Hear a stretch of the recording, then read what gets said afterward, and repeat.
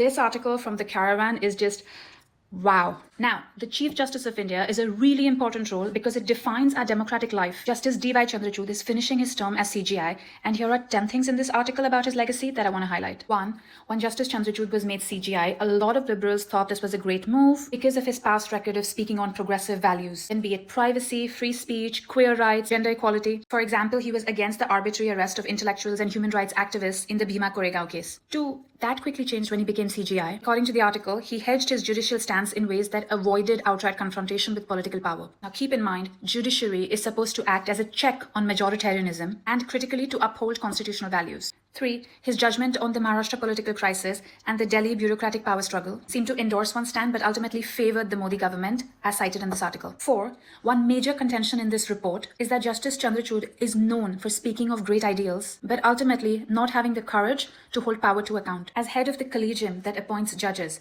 which is important to protect the independence of judiciary, many expected Justice Chandrachud to set the house in order. The Caravan reports that he instead handed the executive more power. They've highlighted the case of Judge Muralidhar, who was known for ensuring swift justice in the Delhi 2020 communal violence, and critically for questioning the police's failure in filing FIR reports against BJP leaders that had openly incited violence. Judge Muralidhar was then transferred out. An unnamed retired Supreme Court judge told the Caravan that when Judge Muralidhar asked what he had done wrong and why he was not being promoted, Justice Chandrachud told collegium colleagues, "Sarkar nahi manegi."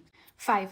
Yes, Justice Chandrachud is known for his intellectual prowess and legal acumen. The article cites how he was supported by his father's reputation and connections because his father also occupied the position of Chief Justice of India previously. 6. Justice Chandrachud is widely acknowledged as someone who's gentle and fair, but the article highlights that he did little to promote talent in the judiciary. There are more vacancies in High Court judges today than before he took office. And this is very important.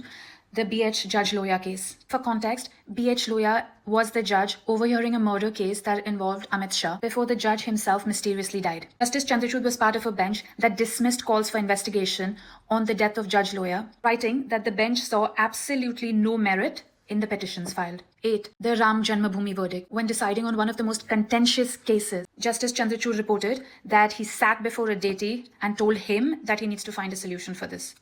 9. He didn't order a CBI probe into allegations that Adani manipulated the stock market, saying that he trusted the SCBI's investigation. Yeah, months later, the Hindenburg research revealed that the SCBI's chief had ties to offshore funds linked to Adani. And there's the case of the electoral bonds. Now, even though Justice Chandrachud's bench struck it down as unconstitutional and insisted that the State Bank of India disclose data on donors as well as recipients, after the disclosure, he didn't allow for an investigation to look into allegations of quid pro quo dealings.